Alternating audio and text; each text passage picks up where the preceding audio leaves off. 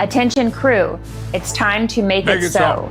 Reporting for duty are your fearless co-hosts, Crewman PVG, bringing the logic, Crewman Mgyx, keeping it bold, and Crewman Tommy, ready with the photon torpedo of hot takes. From classic episodes to new frontiers, Klingon phrases to Starfleet trivia, no quadrant is off limits. So grab your tricorder, set your phasers to fun, and prepare for another warp speed ride through the final frontier. This is Technically Trek. Laying the course, maximum warp. Aye, Captain. Engage.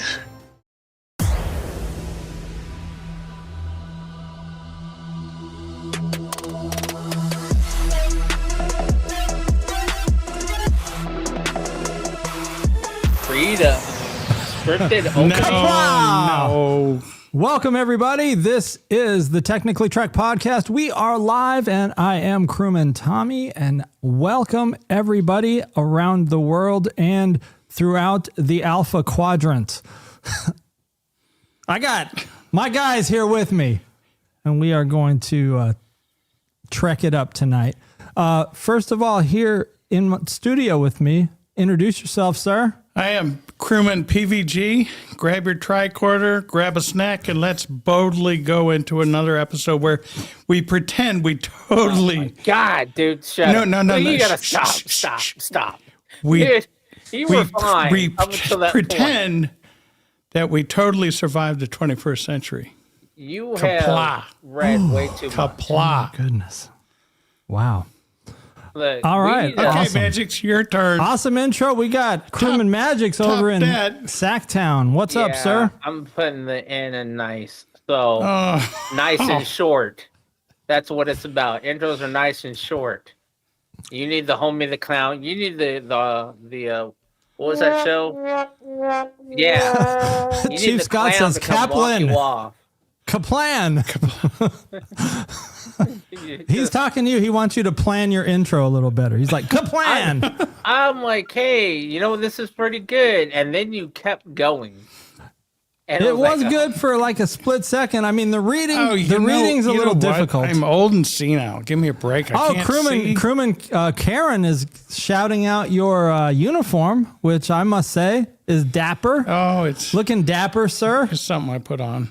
Like you were looking dapper at the postmodern jukebox last week. Oh, stop. Oh, you guys, you're rocking a postmodern jukebox, huh? Yeah, Chief Scott took us all. Yeah, it was good. Oh, that's nice. Mm-hmm. Yeah. I rock a couple other tracks in my phone. Well, there you go, Chief Scott. Crewman Mgyx is a fan of PMJ. Did you introduce yourself, by the way? Oh, yeah, you did. No, I did. I put he? the N in fun. Yeah. As in, It's short N and is sweet. in nice and short. And Or nice and smooth.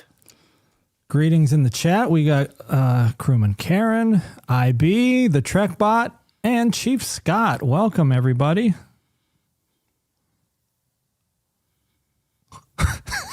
Sorry. I was waiting for someone to jump in, but no, I was you know saying what? I was looking for. Hold on a second. Hold on. Oh, you went silent. Did you hit the mute button? Oh, look at your lights flashing back there. It took all the power away from your microphone, though. He had to reroute power from his microphone to his octagon.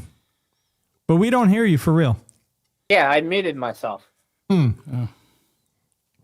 All right. Well, welcome back. I'm back from outer space. Sector 7. So obviously the big news of the week is Starfleet Academy dropped a 4-minute little teaser. I mean, really, it's probably, I'm guessing it's like the best clip from the episode. I'm hoping it's not. Man, here's the problem. A lot of people are throwing shade at Starfleet Academy. I'm throwing shade because they're leading up like they did Section 31. They're putting all the best parts in the teasers and advertisements, and they're stuck with a shitty 40 some odd minutes remaining. Yeah. Remember Starfleet Academy, Section 31 put the real hot blonde girl in all of its trailers, and then like she dies in like the first minute of the movie or something. Yes. That's why I'm saying that it looks like they're putting all the cool stuff in the teasers, and then that's all we're ever going to see, and that would be very upsetting. Also, I don't know. I'll be the person. I'll bring it up. Look, I'm a chunky dude. I'm a big dude, big man. Biggin. What? I would have Chunky thought but funky. We just got off a series where Tilly had to do some. Rest in peace, Mirror Tilly. Mirror Tilly. Whatever.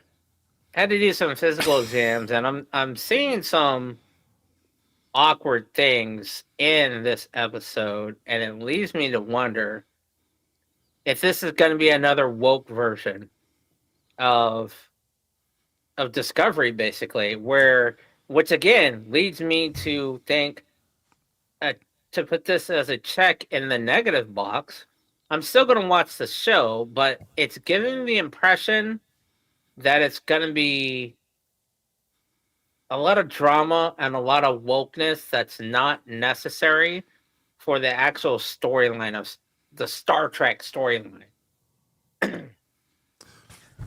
I'm almost wondering, and I've watched, because when that trailer came out, what was it, maybe a couple days ago, Friday or so, a lot of videos came out, and there's some pretty well-known guys on the Trek podcast scene that talk about these things, and I've watched their videos, and I think Trek Culture or Trek Central, I can't remember what it's called. They put out a video today, really kind of pumping it up as they're accused of really just being a marketing wing of the Star Trek franchise. I don't know what the truth is there, but I want to give it the benefit of the doubt. I mean, I do too, but man, what do you call it when you're like floating out, like you're floating in a boat and you're running out of food and you see an island? Life support. You go to that island. This is what they're doing to us with Star Trek, these shows. Like we got to go to the island because we're running out of sustenance. And I think Star Trek shows are our sustenance.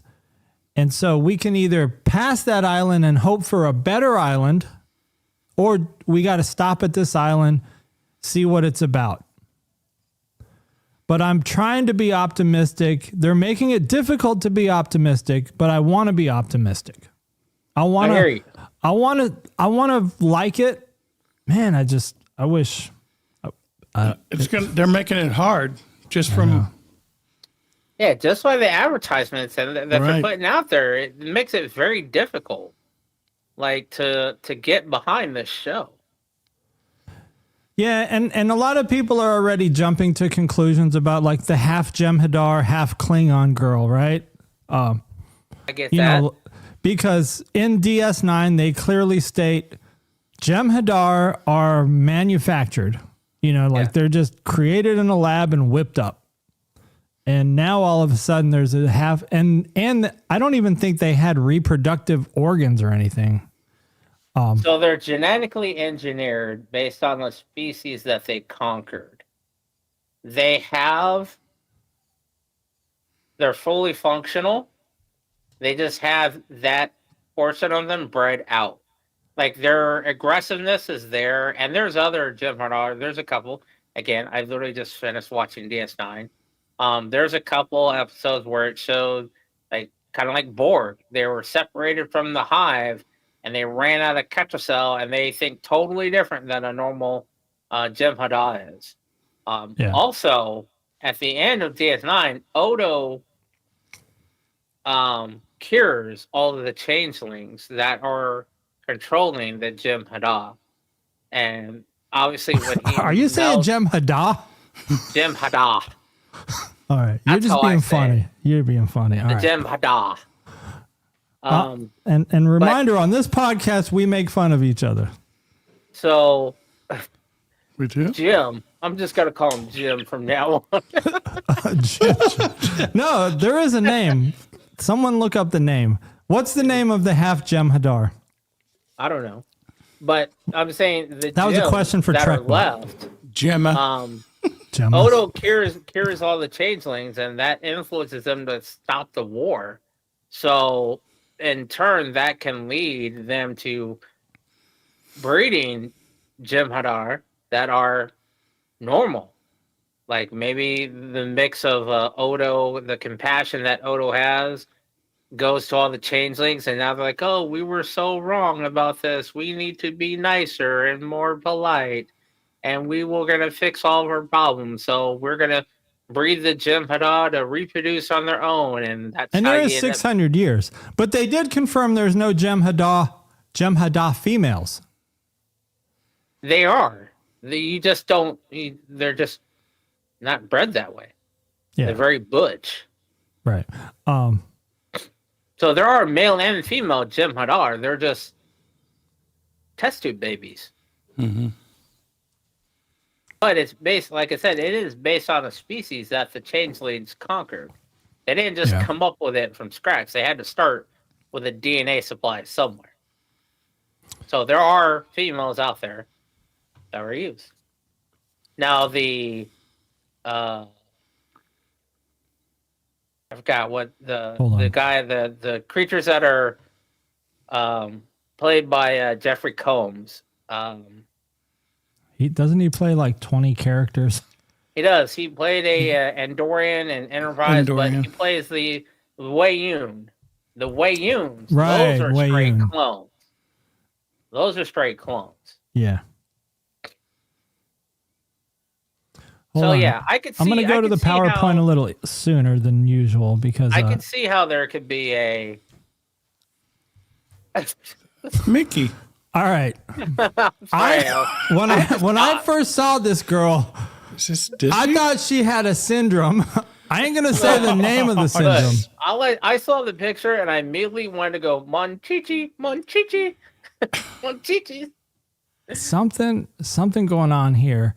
Now this isn't a snapshot from the trailer that just came out, but I do have some of those. This is from the original. Here we go. Oh, Here we go. Ooh. I don't know what to say about this. I drive a big truck. I got no words. I've got no words. Claire. And obviously we need to build up some characters. Like one of the guys I was watching was questioning why. So by the 32nd century, they haven't perfected LASIK. I know. I was questioning that too. I know people are allergic to some things, but I would think by then you would have get around that. Well, Kirk was allergic to something, and he had to wear glasses. Yeah. But that was in like 2340 or something. That's why I'm That's still almost wearing. 1,000 years in the past. Yeah, we're talking now 32nd century. You've perfected that. I'm just gonna go out on a limb and say you've figured out how to regenerate the optic nerve or fix the coding. Let's do that in a cut transporter. to the chase and talk about the elephant in the room. That's not what y'all are talking about. You're wondering why the elephant on the bridge. Is that what you're saying? No, I'm saying you're wondering why there is even the remote reason why someone would be overweight in the 32nd century with transporter technology. You could literally transport excess material away from you. Your entire body. You could say, I want to remove 10% of these cells from my body everywhere, and it would naturally be done. Right. Now, if you got a thyroid problem or anything like that, again, you're 1,000 years in the future. If it's a medical condition, it can be corrected. If you're half Jem'Hadar, half Klingon, that's a totally different thing. That's literally you just big boned, because Klingons are big boned and Jem'Hadar are big boned. I just thought of something. Maybe they just didn't have good insurance. That like this gal on the Your left Starfleet had You Blue got Cross free Blue Shield. insurance. You would think there's a nice holodeck program to get a little calorie burn in. That would be if you want to go hell old-fashioned. yeah. But, I mean, even gastric bypass is an option. I mean, shit, you don't even have to be... There's no surgery that's required for that. You literally go in with a laser pen. This reminded me of a comment someone had once made. And I don't know if we talked about it, but when you go into a holodeck, and let's say the holodeck program is like going to Chuck E. Cheese, right? Yo, I just thought of this. The last half season of season 7. So you go into the holodeck, Chuck E. Cheese, and you eat a whole pizza at Chuck E. Cheese in the holodeck. Food? But once you say end program, Is that pizza there? doesn't everything that was materialized in the holodeck now disappear? Or does it replicate real food and you're actually eating replicated food that is brought to you? Yeah, but when you say, and let's say you had it, the holodeck program had 2 big, large Chuck E. Cheese pepperoni pizzas, and you ate one of them, and then you said end program. The other one would disappear as soon as you said end program. So does that mean the one in your belly disappears? No, what I'm saying is this. If you go into, let's say you go into the Chuck E. Cheese holodeck program, and you say, I want a large pizza, order 2 large pizzas. It brings out it literally Replicates replicates 2 large pizzas, Yeah. like you were in the dining hall. Well, everything in the holodeck is replicated, right? No, everything in the holodeck is holographic. And until it's replicated, till it's a matter item that you actually need. But the question is, what AI is running that program to determine, oh, this is a pen or piece of paper that he's going to actually need and he's going to want to take out of the holodeck? Or does it, in a split second, dematerialize the real pen and paper or the real pizza and change it into a holographic pizza? Right, that's so what I'm saying. you're literally in a replicator / holodeck projector simultaneously. Because like you said, if you're sitting down at Peter Piper Pizza, you're sitting down on a bench and you're eating. Now, temporarily, that bench is real because it's got to support your weight. And that pizza may be real. Now, the question is, when you say, okay, I got to go to work, End program. computer end program, you stand up and you say computer end program, the seat that you were sitting on is now gone. And the leftover pizza is gone. Possibly, because what if it actually replicated a real pizza? Now, because if the table, so what are you saying? The table's going to disappear, but the pizza is going to fall to the floor? Something has to make that determination. That's what I'm saying. Something has to determine whether or not it's going to stay real or not, because you could go to the dining hall and say, I want a Chuck E. Cheese large pizza, and it will replicate a real pizza. Yeah, that's for you 10 to eat. forward, right? So you go to 10 forward to get a pizza, you're But getting a replicated pizza. But if you go to the holodeck, holodeck has the ability to do the exact same thing. true. But how does the holodeck know whether or not you want to keep that in your body or not? Well, you know what? You know what they ought to do is have a program scan your body mass when you're standing at the replicator and say, you know what? And adjust to that. We're going to give you holographic food. That way you can chew on it, you can swallow it, but as soon as you leave 10 forward, it'll just stay here with us. It'd be like But eating Chinese food. Here's the thing with that. How is that going to happen? Because as soon as you close your mouth, there's no holographic projectors in your mouth. How is it going to retain material? That's a good point. It's like eating Chinese food then. You're full and then Well, I mean, here's the thing: that with the technology, by the 32nd century, if we are seeing big uns like this, right? They've got technology that can just say the computer says what we want to do is change the matrix of the food. When you swallow this food, we are just going to have it pass through your system, right? There's just got to be some technology. There is. That's called a transporter.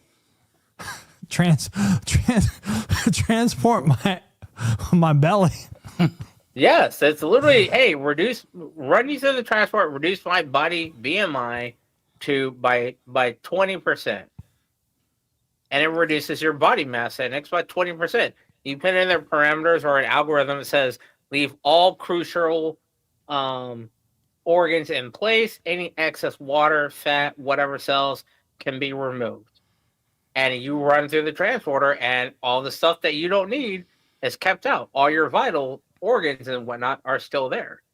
You've reduced your body IB mass. says that they're replicating real food in the holodeck, I'm guessing, because they had the nightclub had real drinks. Right, that's what I'm saying. They are replicating real drinks and real food in the holodeck for you to eat. But then the question is, when you say end program, where does it go? I guess when you say in program, you're literally, so the holodeck and the replicator have to be based on the same technology. Yeah. Because like I said, when you stand up from a chair, that chair dematerializes. It's no longer there anymore. But it was there and it was able to hold your weight. Same thing with food. So apparently whatever is left over when you end program, it's just dematerialized and recycled. Just like if you order something in 1040, I wonder if there's you a order setting. Turkey, you just get put back into the reclamation bin. See, here's my vision.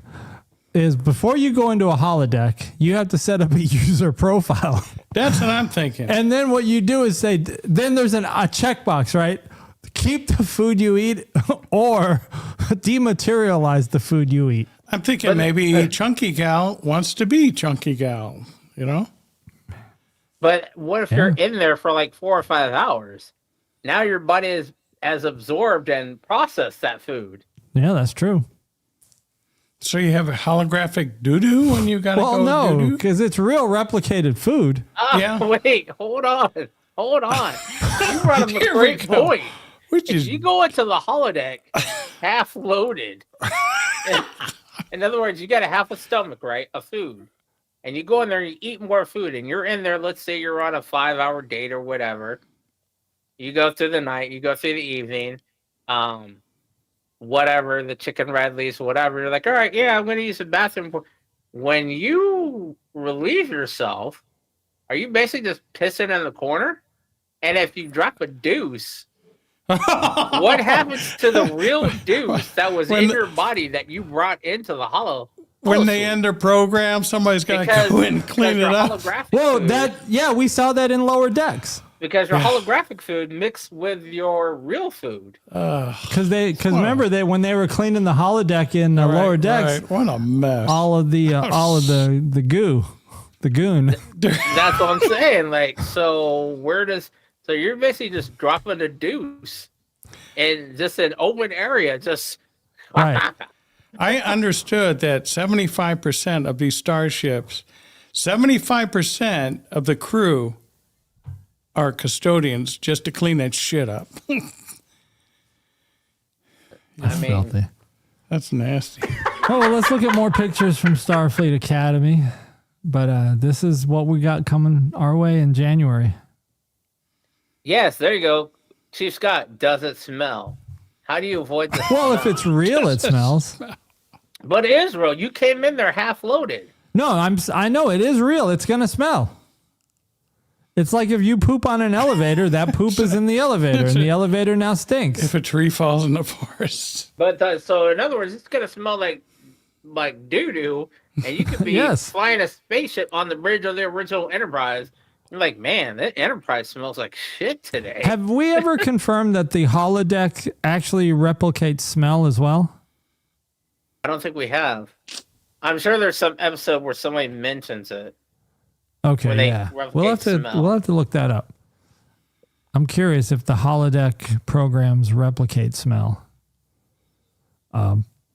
This is Paul Giamatti, a fine actor, very well-known actor. Lots of good movies this guy's in. And now he's going to do his thing with Trek. This picture doesn't show it, but he's got like tic-tac-toe symbols tattooed on his head, I guess. You can kind of see the X's and the O's.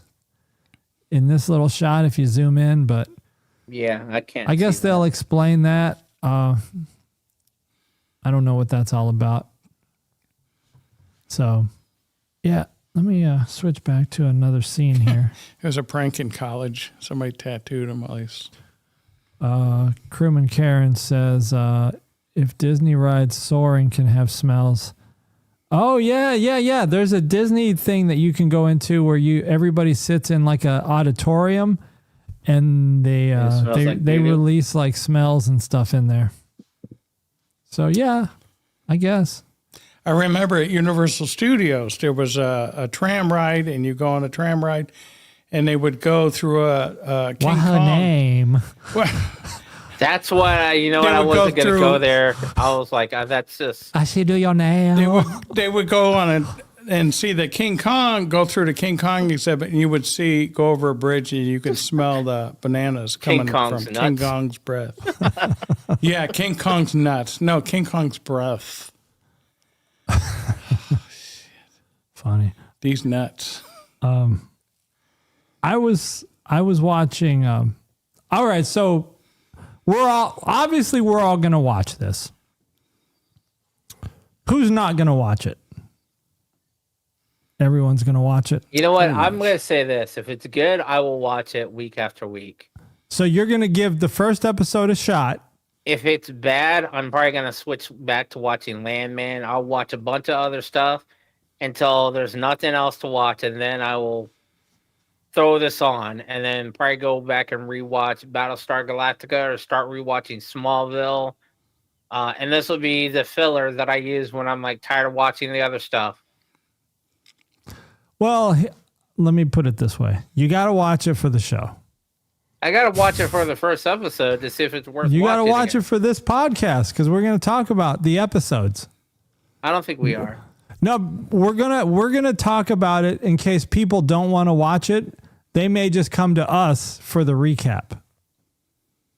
So we'll provide that public service. If it's that bad, we will suffer through it and give our public audience the recap. That's what we're willing to sacrifice for our audience. You hear about that? There we go. I'll watch it. I mean, we've watched worse. Honestly, though, I didn't watch all of Section 31. I fell asleep about 10 minutes in. I actually liked the beginning of Section 31 where she was showing the story of how I have she not completed became- watching Section 31 to this day. I fell asleep about 10 minutes in, and then I woke up about 10 minutes till the end, and I had no clue what was going on. That's There was happened this- to me every single time I've tried watching it. It was not worth watching. Like, I just felt like, you know what? I don't even care. Based on the last 10 minutes I watched, I don't care to see what happened in the middle. I equate it to this movie. It has Tom Hanks in it, and he has the Ian McKellen. He plays Magneto in the X-Men movies. But there's a movie. It's a series where I think it's Tom Hanks. Angels and Demons is one of them. There's another one. But the very first one, I'm into it. I'm all about the kind of Indiana Jones / National Treasure type story. But then it gets to a part where Ian McKellen gives this like 3-minute speech. It's not very long at all. And I never make it through it. It's like I movie hopped with that's my like brother the part of the to Da the Vinci theater. Code, right? Yes, the Da Vinci Code. I've never made it through past his speech. He always puts me to sleep. I don't Same think thing I've with watched Section it. 31. Yeah. Section 31 puts me to sleep, and I've resided. I'm just not going to watch the rest of the movie because I'm tired of investing in this. And then, I get some good sleep when he starts talking. Yeah. He puts me in a good restful state. But then it's like, Yeah. man, I just wasted 2.5 hours that I could have been doing something else with. But every time it's trying to watch this stupid movie and I can never make it past it. So I was like, you know what? Sorry, Star Trek world. I cannot make it past your Section 31 movie. Maybe if you made it in 10-minute increments, I could watch those. Yeah, for sure. Yeah, Section 31 is pretty terrible. I mean, honestly, I can't even say it's terrible because I haven't watched it. What I watched was terrible. You can say it's terrible because it put you to sleep. Yeah. Think of it this way. Think of if you went to the movie theater, if you paid to go watch that movie and you tried watching it 5 times. And we're not talking about cheap little $2.50 matinee movies like back in the day. We're talking a minimum of $10. Yeah. Minimum of $10 for a drink and a small popcorn. You spent $20 and you don't make it past 10 minutes and you do that 5 times, that's $100 that theater got out of you, and you didn't get to watch the product that you paid for because it was that bad. Can I give a shout out to 2 of our sponsors? We got sponsors? Yeah. Today it just showed up. And, what sponsors we got? Intergalactic Scrappers, Jerry and Jake Coons. Intergalactic Scrappers? Yeah. Okay. Of New Baden, Illinois. And just want to give you a shout out. Give them a shout We're out. allies to that cause. Respect. We like the gays. Who's No, next? they're not gays. We're not. But that's it. I thought you said we had multiple sponsors. Well, they're Jerry and Jake. That's 2, plural. I don't think you understand how long they've been married. How that works. It's father and son. Oh. Sorry Jerry about and that. Jake. Jerry and Rock Jake. on, brothers. We're allies to the community. Allies. I'm not associated with them, Jerry and Jake. 12-pack Twisted Tea. Oh, is that coming our way? I hope. Oh, well then we're definitely allies. Yeah. We support whatever you guys do. You betcha. What did you call them? Intergalactic Scrappers. Oh, wow. Okay. Well, we could have used them on Section 31's movie. Scrap that whole thing. I had a thought. I've been watching a lot of just bouncing around a lot of shows because I've been putting out shorts on the channel. Not something I ever thought I would do is just putting out little clips, but I try to put out movie clips or show clips that they're not like well-known scenes. Like I try to put out just stuff that is forgotten. And I was watching an episode of Voyager, and I got to thinking about time travel and Voyager and how Janeway came back, right when they were near that Borg transwarp hub, and Janeway comes back. Janeway comes back right at that time. But the thing is, Janeway could have came back at any time. Do you think it would have been smarter? And I know the answer to this.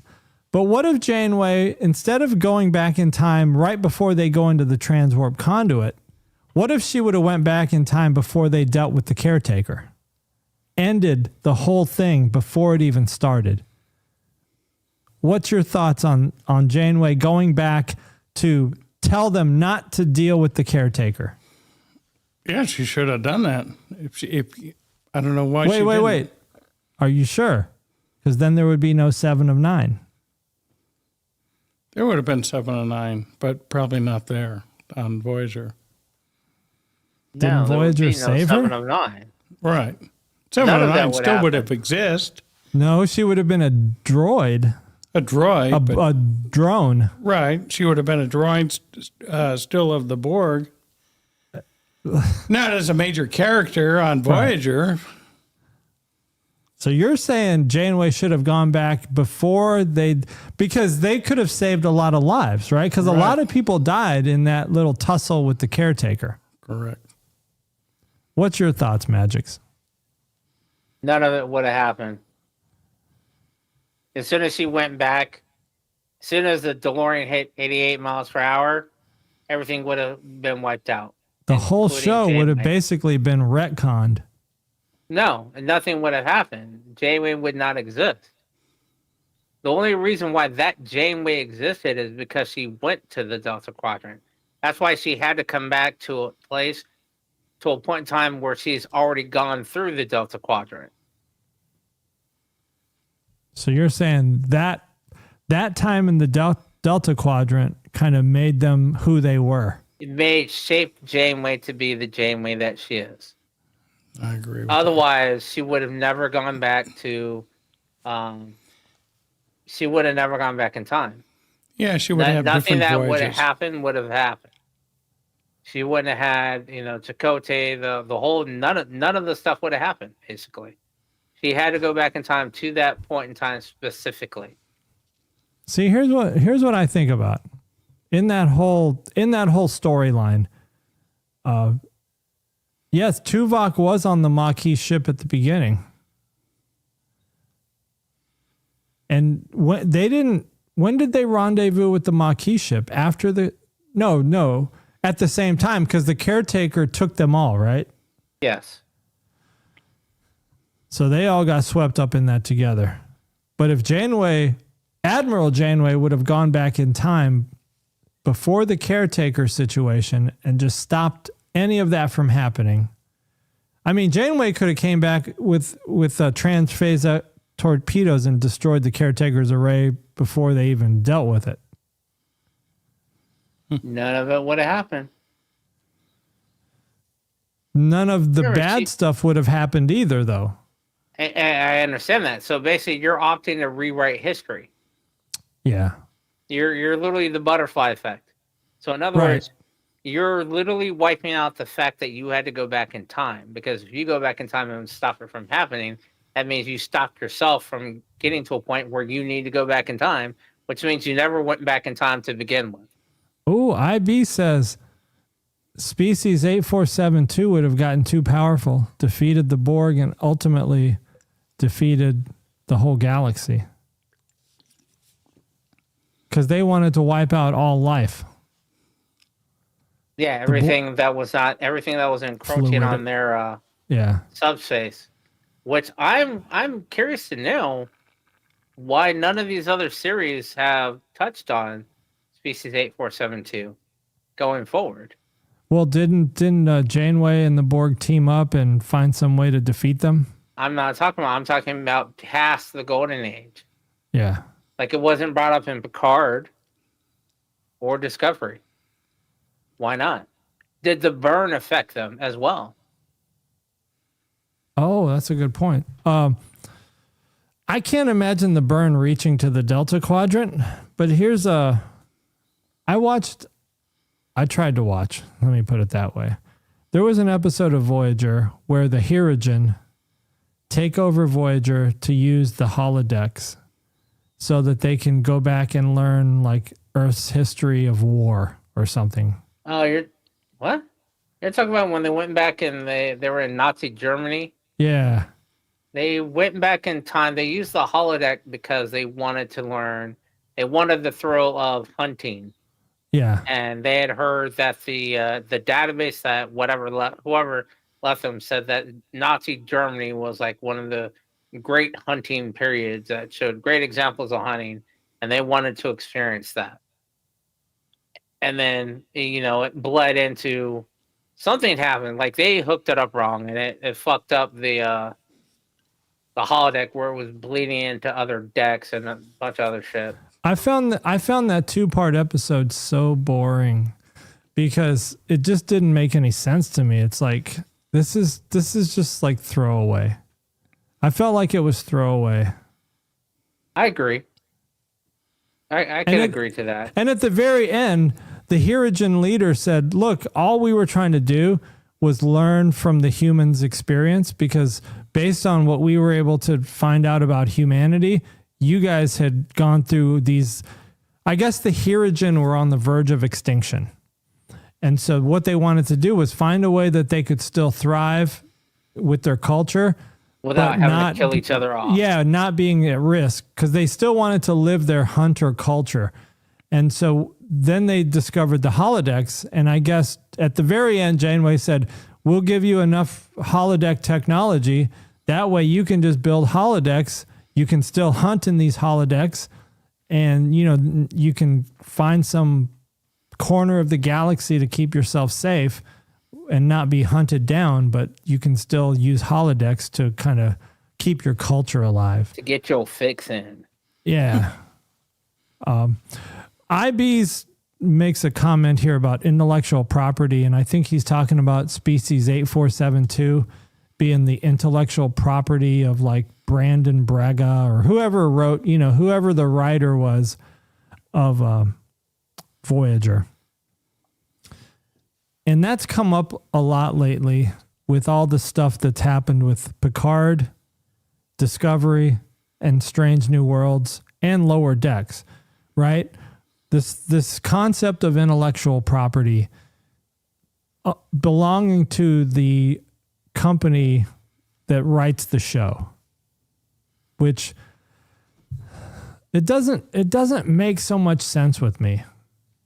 I don't really get how a company, like if I hired you to write a story for me, I'm going to make sure that I own that story. Right. Like if I pay you $1 million to write a script for me, I'm going to make sure I own that script. Like I'm giving you $1 million. I own this script now. And so if you mentioned a character named John Wicklesbottom in your story, I've given you $1 million. Now I own John Wicklesbottom. So if I want to hire another person to write like the next chapter of John Wicklesbottom's life, then I'll pay him $1 million. Then he'll write his story, and then I'll own that one as well. So I feel like if it truly is an intellectual property thing, then Paramount or Star Trek, whoever, the CBS studios, whoever made these arrangements, like I work at a job. If I write a piece of, I write code. So if I write a piece of code at my job, and it's like the most wonderful piece of code ever, it like scratches your balls for you. As soon as I scratch it, or does it kind of the rub scratch, or does it do the flick? No, there's no flicking. That's scratching. The flick scratch. You're talking about like a skin, across the grain. Like a skin pinch. What are you saying? All right, yeah. Does it do the skin pinch? These nuts. Or does it do the reverse flick? No. But as soon as I write that code, my company says, "Thank you for that code. Have a nice day." I mean, they'll say, "Now go write some other good code," but that's not. I can't say, "Well, this is my code." That's not how it works in the real world. Now, that's not how it works. Back then, that's how it worked. No, but now they're saying you have a loyalty thing. They're saying now, like all this Strange New World stuff, like La'an and all these characters that came out of, characters that are new to the, like Picard, right? Jack Crusher. Like they're saying this is all intellectual property of Bad Robot or whatever this company is called, Secret Hideout. And now that, like Jack Crusher, once Skydance takes over, Jack Crusher can no longer be used unless they pay Secret Hideout a ton of money to use it. Which to me is a terror. Whoever did the contract negotiations for Paramount and Secret. Greed. It's not just Paramount. This is done by the writers themselves. Yeah, the writers themselves. I would have not signed that contract. You hired me to write an episode. I'm writing an episode. Part of my contract is I will give you rights to use the characters of. If I create 10 characters, I will give you rights to use 3, and you will have the option after whatever my contract term is. If you want to reutilize these, you will pay me 2% in perpetuity forever. What if I just said, instead of that, I'll just give you 100,000 right now? Then if you take it, you take it. But a lot of these writers are not doing that. See, you have to understand, a lot of these writers are coming off of comic books. They're nerds. They're like us. So they read Superman and realized Jack Kirby did this and he wrote this, and because he sold the rights, now you can't make now 30 years later you can't make a Spider-Man movie without paying X, Y, and Z from 1952, and it's 1998. So they're putting these Spider-Man is one thing. Jack Crusher is another thing. Again, I guess okay, you couldn't use Flash. Sticking with Spider-Man, I don't remember what the dude's last name is. The Flash character, who's his little high school nemesis. Yeah, the bully. Yeah, you couldn't use him for a while, or you could use him for a while, and then like, oh well, his story arc is getting a little bit bigger. Oh, well, now you got to pay to use him because we're going to make him the first host of Venom. And then you have an entire series based on him. That's why they're doing that, is because they're seeing the fact that these little minial characters that they can create are being turned into something bigger because it ties in to the larger character that they may not be able to get paid for using. So it's literally comes down to a matter of greed. That's and I think that's what happened with T'Pol too. Like to use T'Pol, they had to pay the writers of Enterprise a bunch of money, right, to get rights to use T'Pol, and that's probably why Skydance has come out and said every Star Trek going forward is going to be all new stuff. Like maybe it'll have core characters referenced, but all this new stuff that's been created in the last 10 years or whatever, we're not going to mess with that. And that way in Star Wars, they can't use 8472. Star Trek. They're going to reference Kirk. They're going to reference Spock. They're going to reference whatever. And because of that, and that's what's driving the... He froze up. No, it's us. All right, just a reference. I'm not going to have them in there. All right, just a reference. Let's look here. That's $1.2 million for every instance that you use in your series. Oh, you're going to reference them 3 times? Okay, that's $3.6 million. Yeah. Oh, you want to use Spock? Okay, well, Spock is currently rated at $2.3 million. Oh, okay, you're going to reference him 5 times by name? All right, so now you literally spent $10 million paying licensing fees just for mentioning a character's name. Right. That's greed. That's pure greed. And that's what's the downfall of why we don't get good Trek, and why a lot of people, like you said, all new Trek's coming out, because everyone's going to say, okay, you greedy bastards, we think we can make a Star Trek that's just as good without having to pay your obscure licensing fees for characters from over 100 years ago. Well, actually, it's not 100 years. Yeah. It's probably like 50 years now. 60, I think. But yeah, they do need to figure out how in the initial contracts they got to take care of all that. Like you can't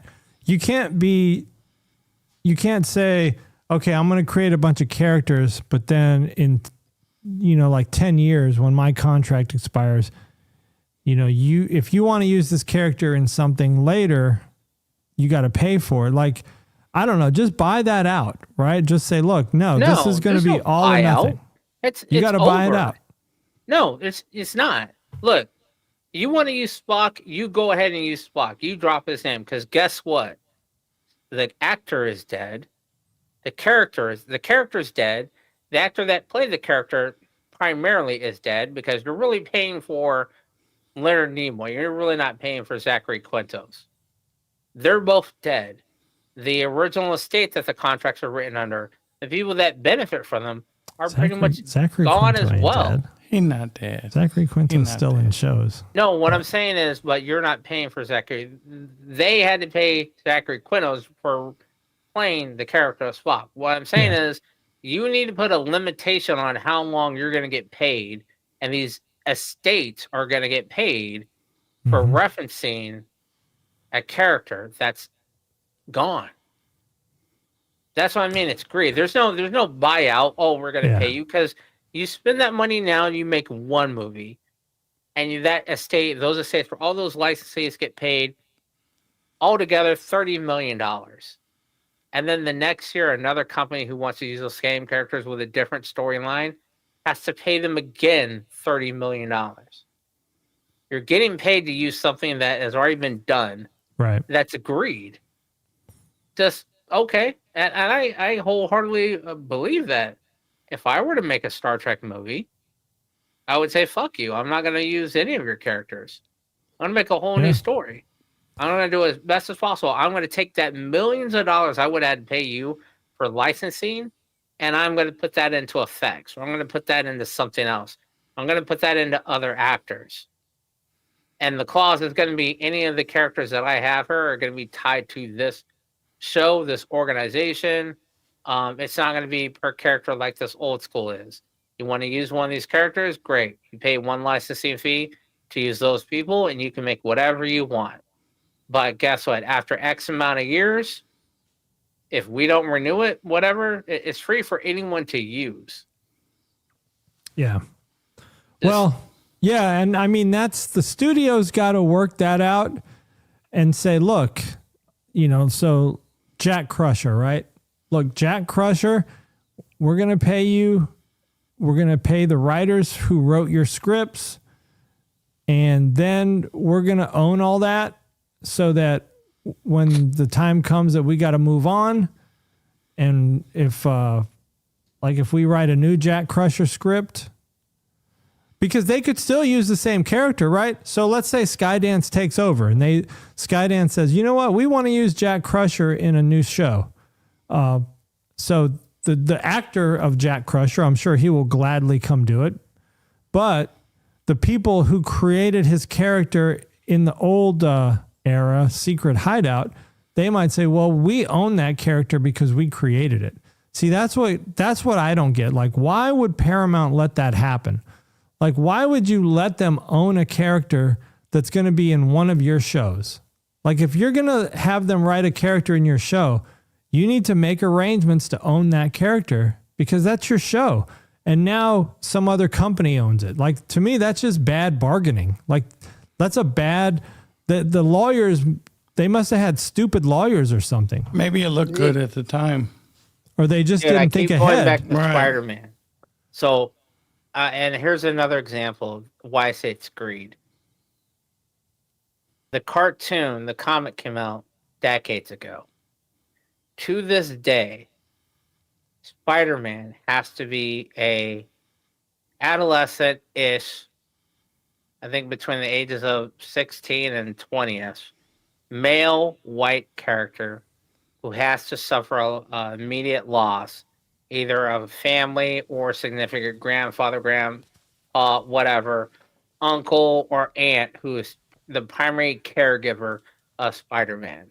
If you change any of those, you cannot make a Spider-Man character. Good Twisted. Lord, you alcoholic. Twisted. One or two. Just one. If you don't make any of those, your character cannot be called Spider-Man. Right. That's No, great. and I get having those little That's what guidelines. people want to get to. Yeah, they got to have guidelines and they got to have boundaries for these characters. Otherwise, they could just do something crazy. But that's what everyone wants to get to. Yeah. Is they want to say, we own these characters permanently. The problem with that is that they don't realize, and they're okay with it, is that until more people step up and say, fuck your characters, we're going to make someone new, and we're going to make it bigger and better than your character, because then what's going to happen is those characters that they are hoarding, basically, making people pay billions of dollars in licensing fees for, they become devalued. So think of it this way. If you make a James T. Kirk, well, here's a great one. You have a James T. Kirk. That's the Kirk we already know. But in the original series, there's a James R. Kirk. That's what because there's a gravestone and it says James R. Kirk. Because there was a confusion part of, are we going with James T. Kirk or James R. Kirk? Some people say it was a different universe, and that was the original split to the Mirrorverse, but whatever. So you have your James T. Kirk. That's the current one we have, and you got to pay millions for licensing. Somebody makes a alternate version, and they say it's James R. Kirk. Okay, and that James R. Kirk becomes more popular. It has a better actor on it. It's Tom Cruise, basically. and completely blows Shatner out of the water, completely blows Pine out of the water, and he has a 10-movie deal and a TV series contract that goes off for 25 years. Well, guess what? 30 years later, no one's going to remember James T. Kirk. They're going to remember James R. Kirk, played by Tom Cruise. Now you've devalued the original Kirk, so now you can't even give away the James T. Kirk because everyone wants the James R. Kirk that was played by Tom Cruise and whatever storylines he went through. That's where we're going to get to is these other companies are going to step up and say, we're just going to make something better. You're being ridiculous. Yeah. I mean, it is going to happen. I mean, I think it's starting to happen. You're in be right back mode. You're in I need another button for my You're jacket. Good. You're button. heavy breathing. Yeah, I'm good. Thank you. All right. That's because that jacket's so tight. The girdle. Your girdle. Ooh. I mean, you got right there is where you got the split on the jacket. Yeah. So you got to cover No, that. it's good. Look, man, see, this is what I'm talking about. They don't make bigger size Enterprise uniforms because you're not supposed to be bigger size than in Starfleet. Exactly. So right. why is everyone wearing tight jackets in the teaser trailer for I'll give you a Starfleet secret. Academy? Oh, he's got a secret. I've been on a carnivore diet, and so far I lost 15 pounds, maybe. Nice. 15 pounds? I mean, it's like throwing a deck chair off the Titanic, but, I didn't gain it all in one day. Probably doesn't show right now, but slowly but surely. Who's Shirley? No. Yeah, who is Shirley? And does your wife know about her? Does your wife know about Shirley? Surely you jest. Well, don't call him Shirley. He's not Shirley. I'm not Shirley. Surely I'm not Shirley. All right. So when you're able to say that in public and somebody else gets it, it is a great feeling. I know. It is. All right. So my thought that was one of my thoughts on the Voyager going back in time. Like when should Admiral Janeway have gone back? Should she have gone back when she did in the show or gone back before they got stuck in the Delta Quadrant to begin with? And I think she would have to go back when they were the way she did it in the show. Because that way we get 7 of 9. Well, again, she had to have gone back at the time, not just to get 7 of 9, because if she didn't do it any other time, she would have wiped herself out from that event altogether. I mean, she said she already knew it was a one-way trip. And based on everybody watching the show, I think they assumed it was because she was going to infect herself with the virus and be assimilated. But I think it was more of she knew when she goes back in time, because they had several episodes where other people went back in time and were like, if you go back to your timeline, you're going to wipe out mine. I was like, actually, La'an and Kirk did that. Right. If you go back and fix your timeline, you're going to wipe out mine. So Janeway had the same thing. I think people fail to realize that was the case. That if Janeway goes back, she's going to wipe out her own timeline, including herself. Another thing I wanted to bring up was, do you remember Harry Kim? Okona from TNG? He was in one episode. He was like a ponytailed pirate that they caught. Oh, they were helping him. From Ice Pirates? Yeah, they were helping him fix his ship. And then, it turns out these two different, people were trying to chase him down. One because he had got their daughter pregnant. And then the other because he stole, this precious family, treasure. But, yeah, I posted a short about Okona going into Terry Hatcher's room. That was the Terry Hatcher episode with Okona. Okay. And so as soon as he transports aboard Enterprise, he starts trying to flirt with Terry Hatcher because she's running the transporter. Like she's a transporter room girl. And so then like a few minutes later, he's walking down the hall with Data and he's trying to tell Data like about humanity and about comedy and being funny and laughing at jokes. And then he says, "Oh, by the way, where's room 806?" And Data's like, "Well, it's right over there. Why?" He's like, "Well, you probably wouldn't understand that either." And then when he walks up to room 806, the door opens and it's Terry Hatcher, in a red dress. And Data's like, Oh my. and then the door closes. But later in the episode, when the two like, I don't know what they are, like administrators come to, they got a bounty out on him. They're trying to capture Okana. And Picard's like, "Hey, Worf, find Okana." Like, "Where is he at?" And Worf's like, "Well, he's been reported in 3 different crewmen's rooms." And so Banging out our crew. I got to thinking, it's like, man, this dude is putting Riker on notice. He's like, you let me take over this ship and I will take all of your little herd away from you. STD.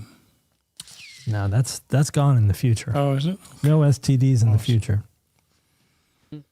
But, So again, if that's the case, if they got rid of STDs, why couldn't they get rid of excess celluloids on people? I think they did, except They in this reenactment that we call Starfleet Academy and Tilly, they just they hired the wrong people, I guess. I don't know. I got no explanation. I mean, I tried to give a little tribute to Tilly in one of my shorts. I mean, Tilly wore it well. I mean, she definitely could get it.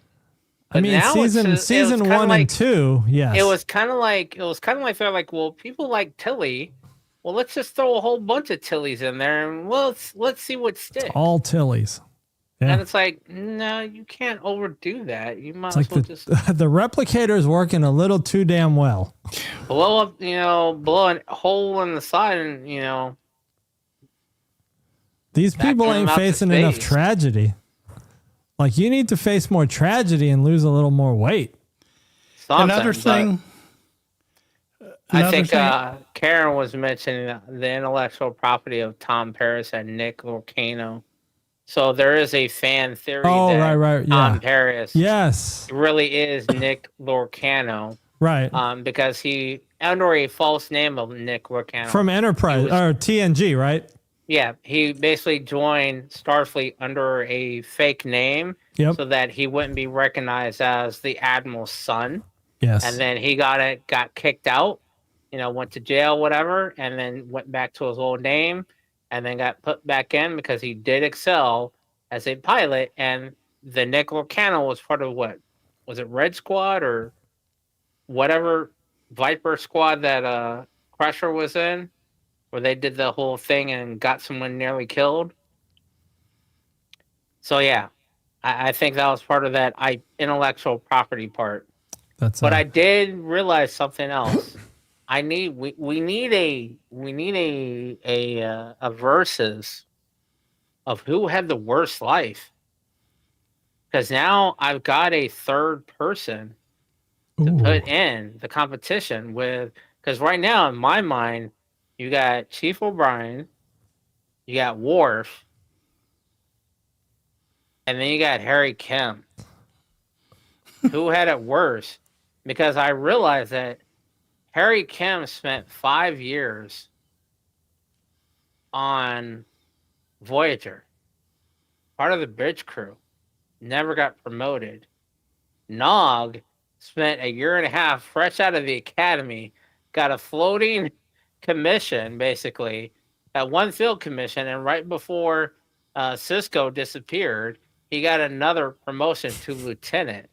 So he got promoted twice right out of the academy, within 1 year out of the academy, and Harry Kim got nothing in 5 years.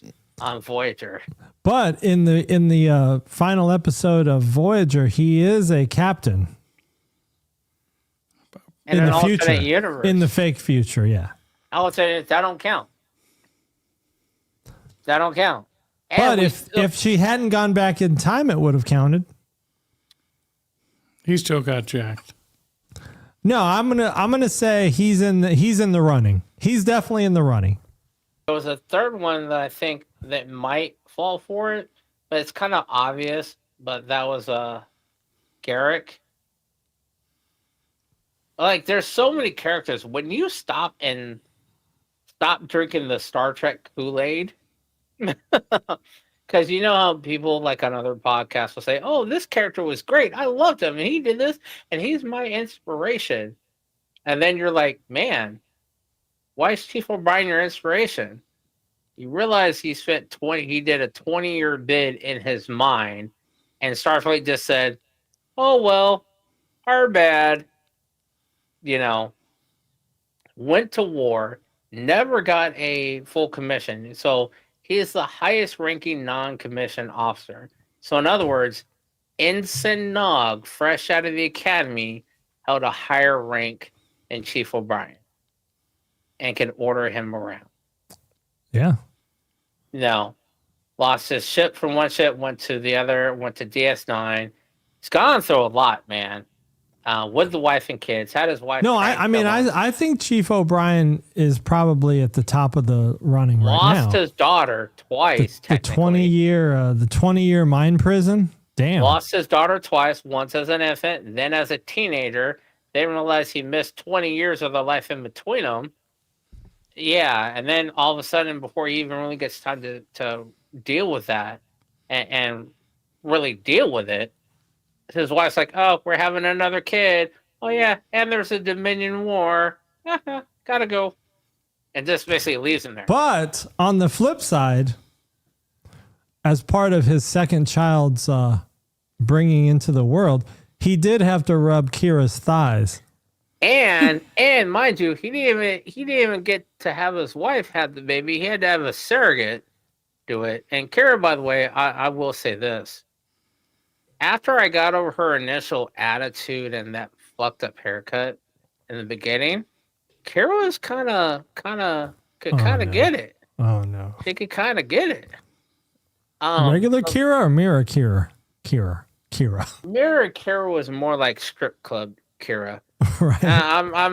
Didn't really want strip club Kira. Worf has it harder in a different manner. He lost every woman he loved, died. Literally died. Didn't know he had a kid for almost 10 years. Then lost the kid. Or had to give the kid up, thinking he was doing the right thing, and then lost the kid until he became an adult and was serving on another Klingon ship. The kid hated him. They made up. They sent the kid away. That ship got blown up. Now the kid's just somewhere, and no one knows. Mind you, he lost his next wife. Maybe he'll be on Academy. And then he loses his next wife, Dax. Just in the dumbest way, he loses her. Then loses Dax again when it's Ezri to Julian. Yeah. Well, that means it was never his to begin with. And well, no, she changed because it was Jadzia that he was married to, but and that's a whole different thing. Lost his brother, who's still out there with a new identity. Not knowing who he really is. Right. Who was the third one I said? Harry Kim, Chief O'Brien. Yeah, Harry Kim, Chief O'Brien. I think there's others that I haven't realized yet. And I think as I go back and rewatch some of these series, I'm going to pick out who had it worse. Like, who had the worst life? Like, man, they should have a show like Star Trek, This Is Your Life. You know what? I would have said this. I would have said Geordi. Geordi had a sad life. Geordi. That was the other one.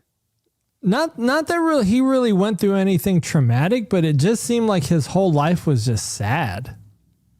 He had some traumatic issues. I mean, obviously he was born. He was blind. Yeah. No woman found him attractive until he had kids. Like every woman that he had any kind of who's the interest mother of with, his children? Do we know that? we do not know. Some people say it's Leia Braun that after they met for real The the one second he time. molested in the holodeck.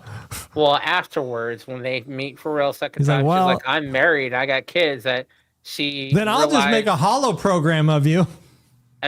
Some say that she realized that her original marriage was a mistake, and she wasn't really ever happy.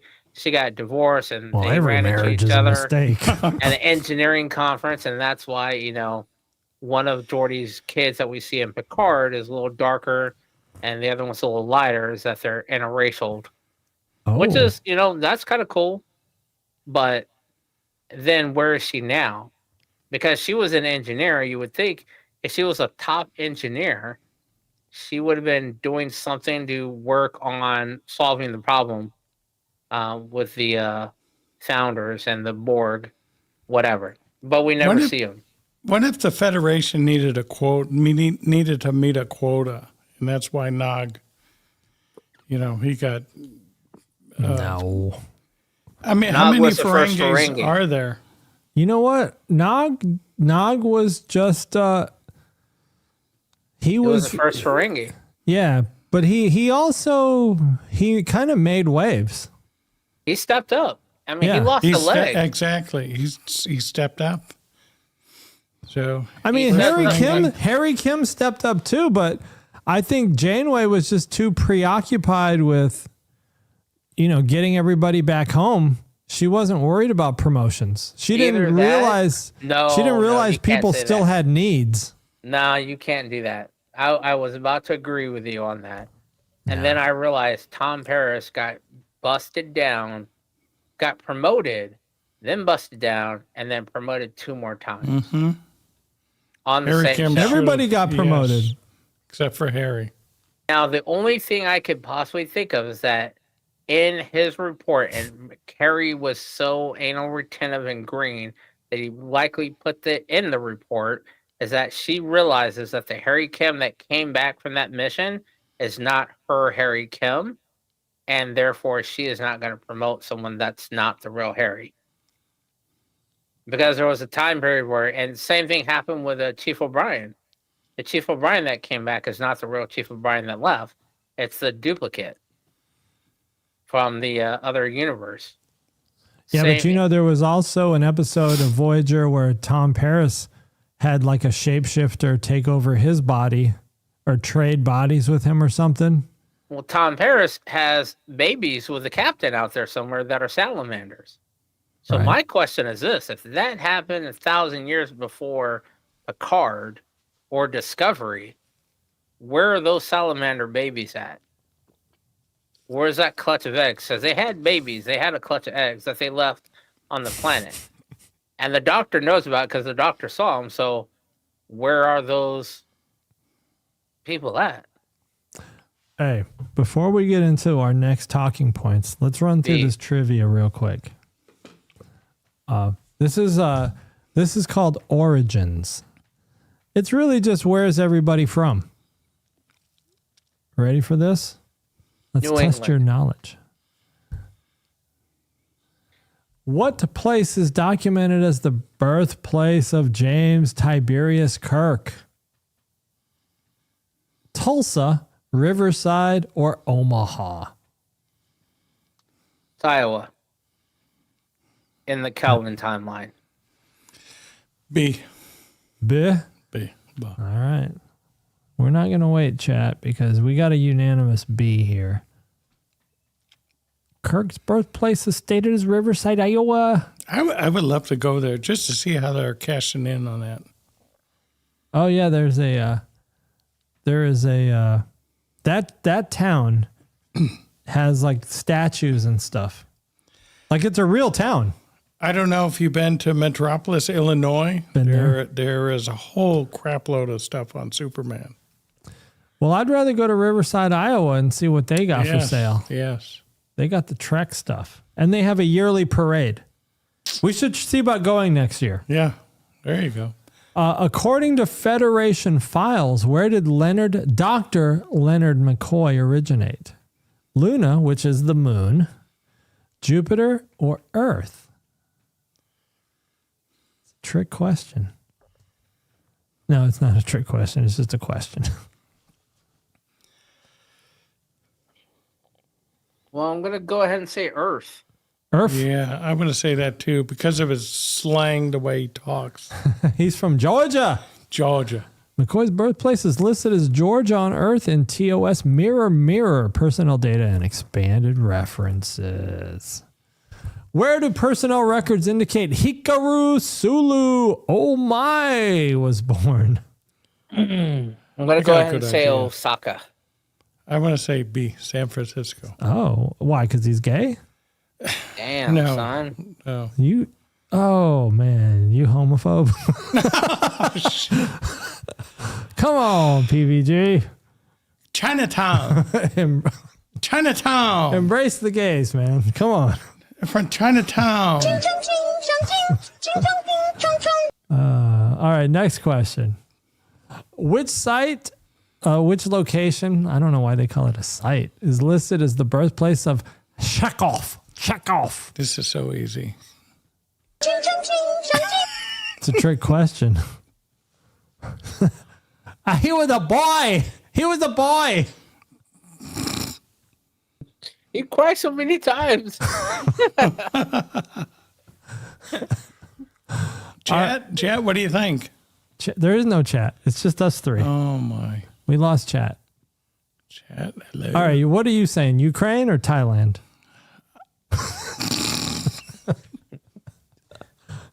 I want to say Georgia, just like McCoy. Georgia is a province of Russia. It's B, Bob.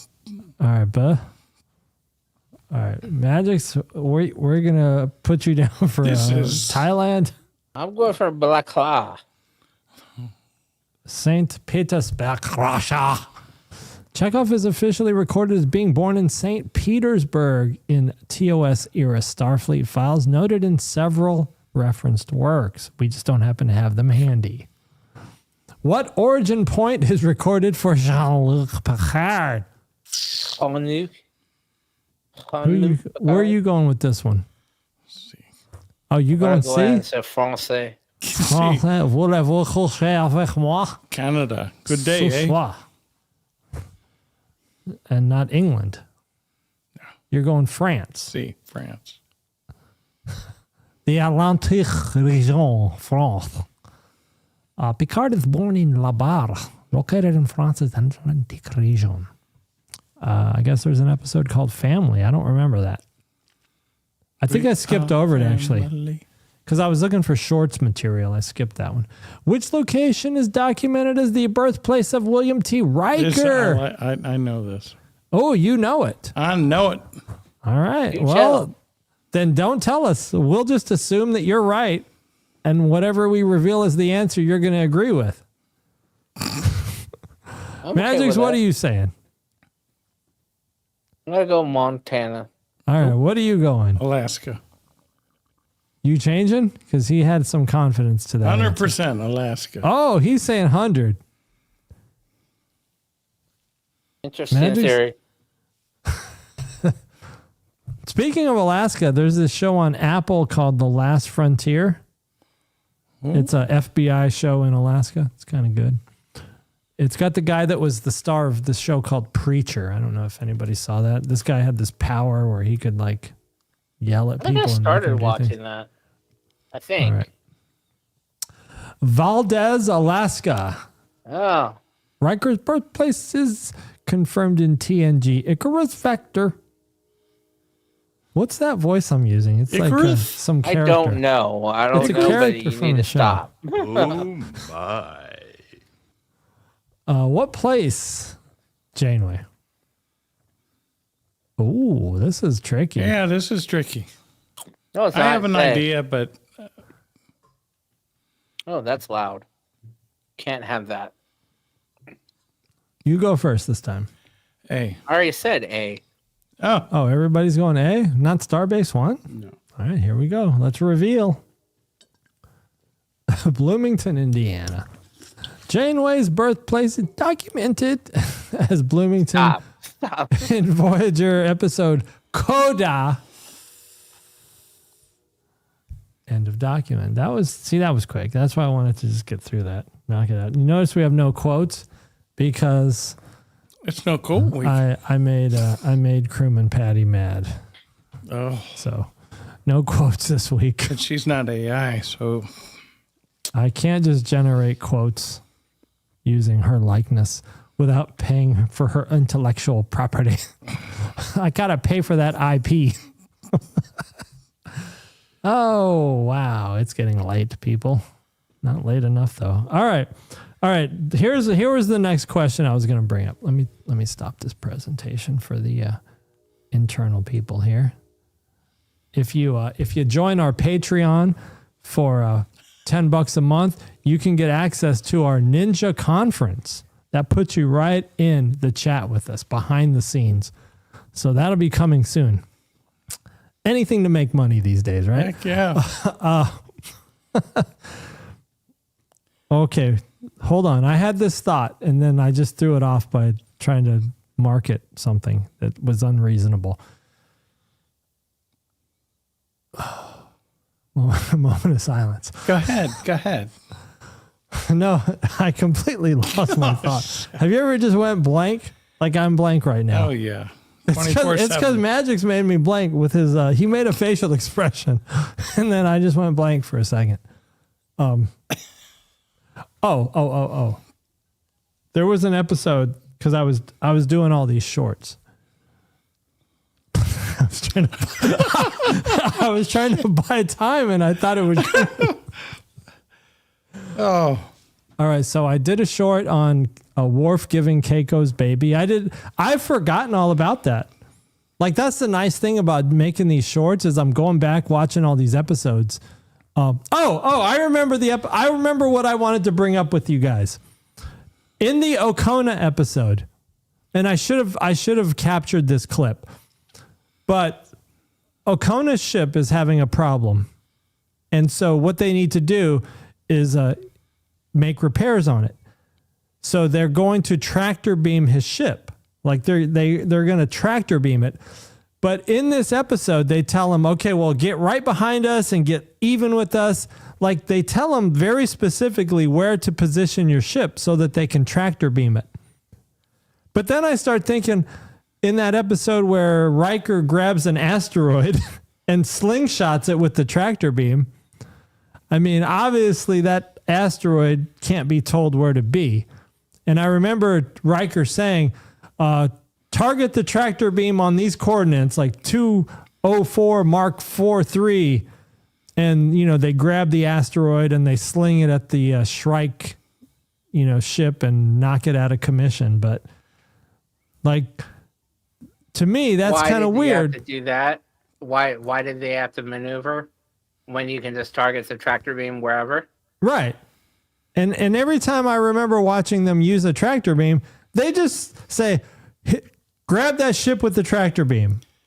And didn't Deanna say, did you just throw an asteroid at that ship? Oh, you know what? Yes, she did. That's a short, by the way. But that reminded me of one other thing I wanted to bring up. When Okona is like going through his little thing of dealing with being accused of these crimes or whatever, Deanna makes a face. Now, they don't specifically say that her room was one of the rooms that he visited, but in my mind, I'm thinking Everybody knew it. He hit that. Because her face lit up a little too much every time Okona walked in the room, and she was a little too glassy-eyed when he was around. Probably had THO again. Oh. I'm accusing. THO. Not married with THO. Except for when it's on a guy. Man, why you got to go there? Why you got to be homophobic? Why? No. Why did you do that? Because I get THOs all the time, and it's embarrassing. I'm sorry. It's just Nobody's checking you out like that. Oh, okay. Go run into a replicator. Hey, is PVG wearing shorts today? Have your nipples removed. Is PVG cold? Is Mr. Schlong outside today? I don't know where you're even going with all that.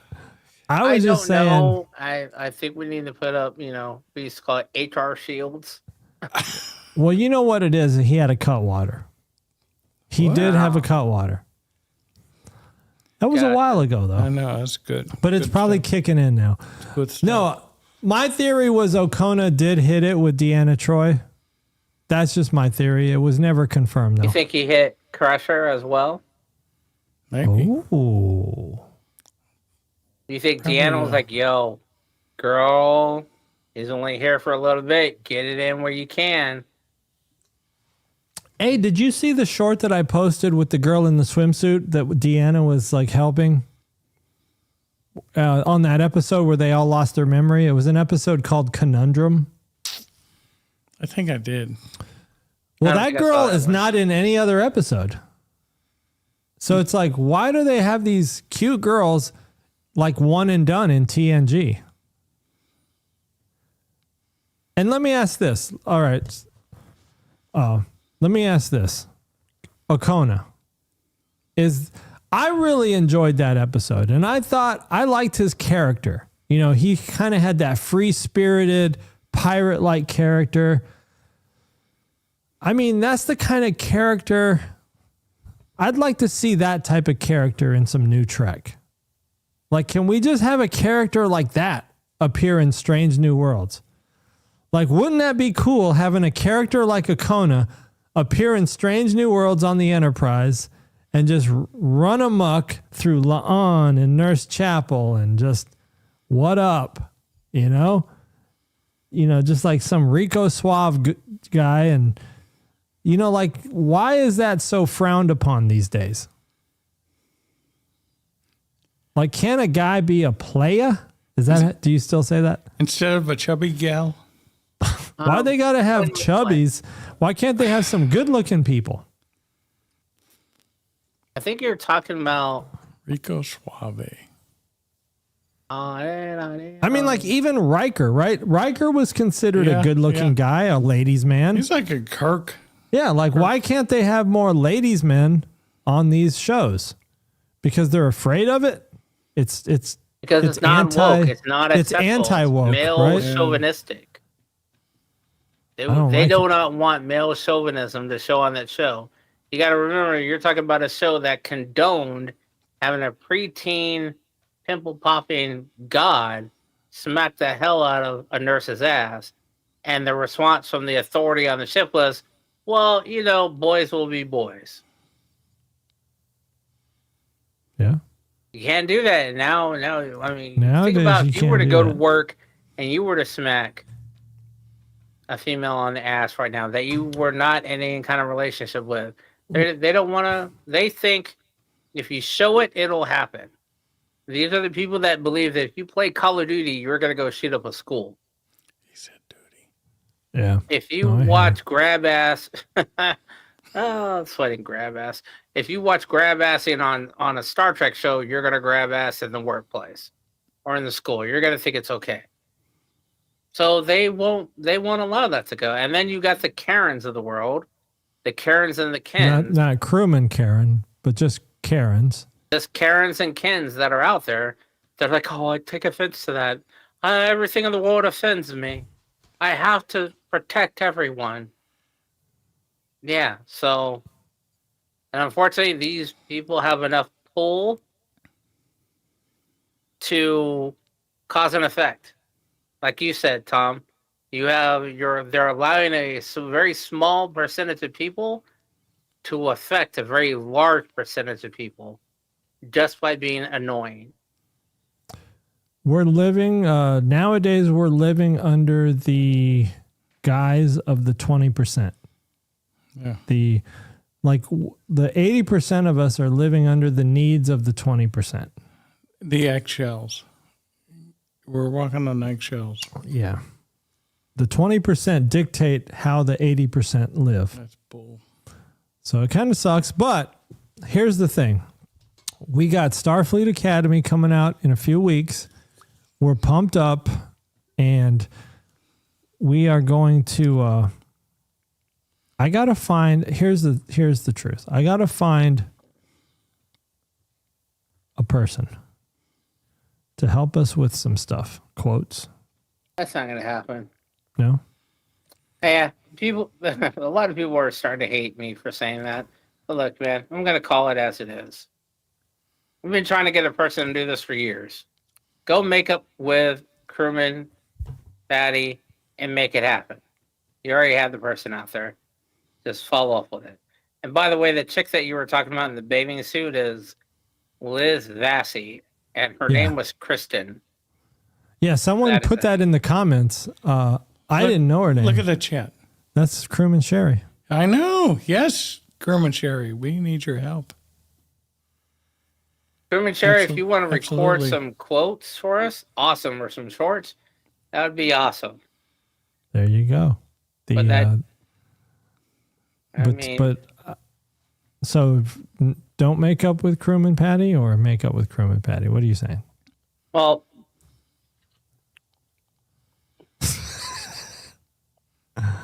okay, you realize that means you will be on camera. Oh, look. Did she catch that? That she has to be on camera? Yes, but for other reasons. Okay, well, that's cool then. If you all right, awesome. Oh, that would be fun. If anything, it would be fun. Or you could just come down on Sunday nights and sit in the third chair. Yeah.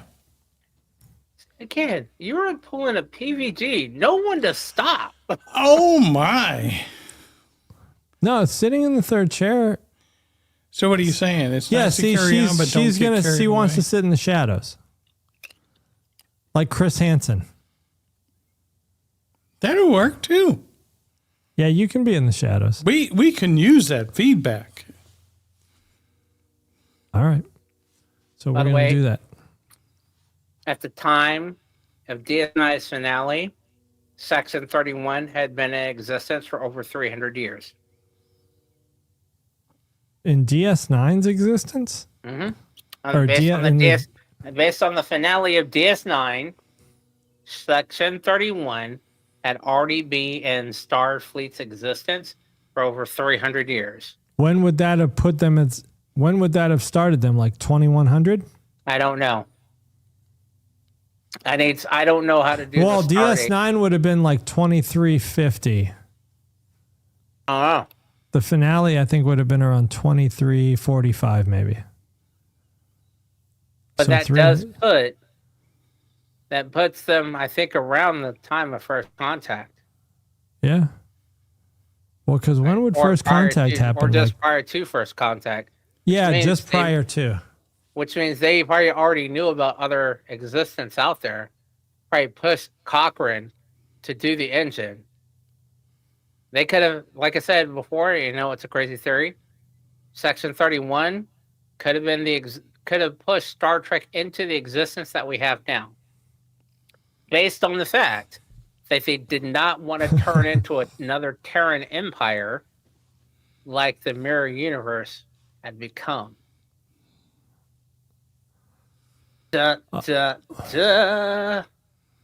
Crewman Sherry is suggesting a weekly production meeting at there's a bar in their town called 7 West. Hell yes. Pretty nice little place. It's cool. I like it. All right. Yeah, I think we do need to have weekly production meetings. And we didn't have a production meeting this week because I had an all-nighter. I had to work Thursday all night. I worked from like 5 a.m. on Thursday until like... Is that why you were still up at whatever ungodly hour texting me? He never sleeps, doesn't he? Well, in this case, I had to work. No, we were talking about something about doing the... I had made a suggestion that the next time we do shorts, that if we don't have a third-party person, that we do like little broadcast things. No. We were talking about doing more like news, like breaking news type stuff. Breaking news. Yeah. where it's Because- a counterpoint. Like, Yeah, that's what we're missing talking right crazy. As it happens. now. We don't do any breaking news because we only broadcast on Sundays. So by the time Sunday comes around, a lot of news is already old. Everybody else has done their podcast about it.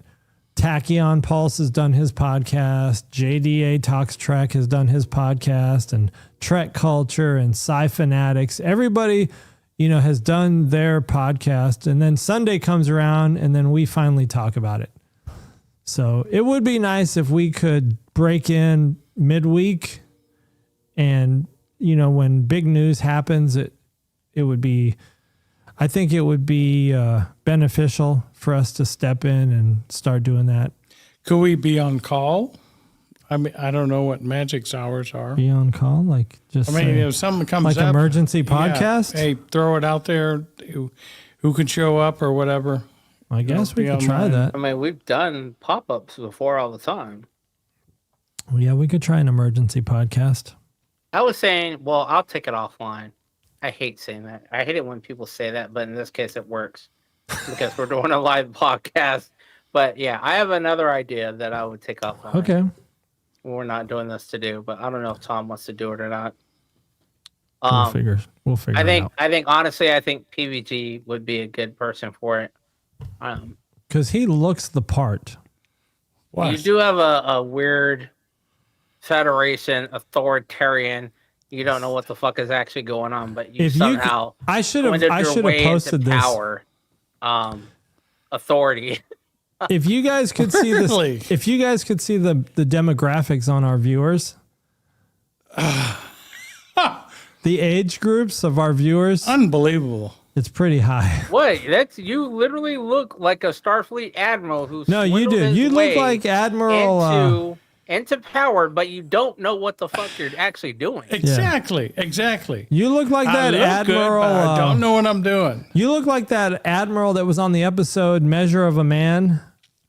Where That's why I asked for earlier in the podcast. I said, "Hey, for my intro, I would like to have a teleprompter because I just can't.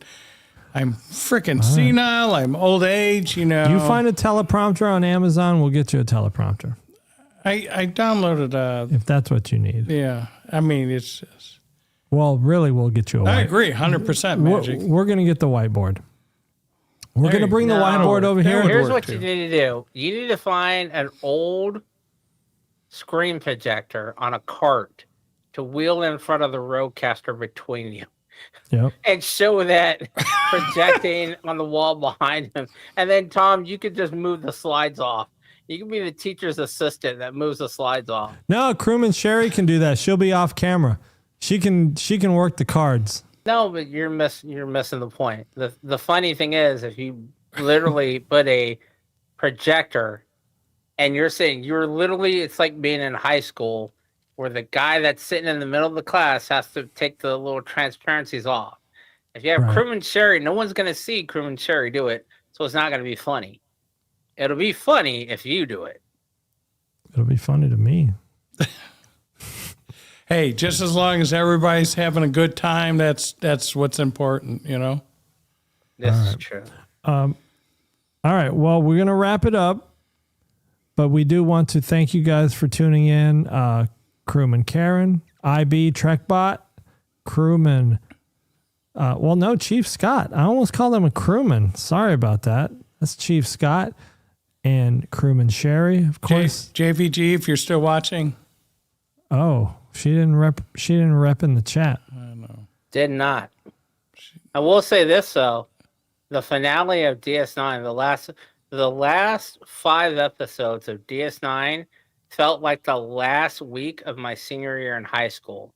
Everybody was just kind of goofing off. It was serious because there was a war going on, but you could tell the series was wrapping up.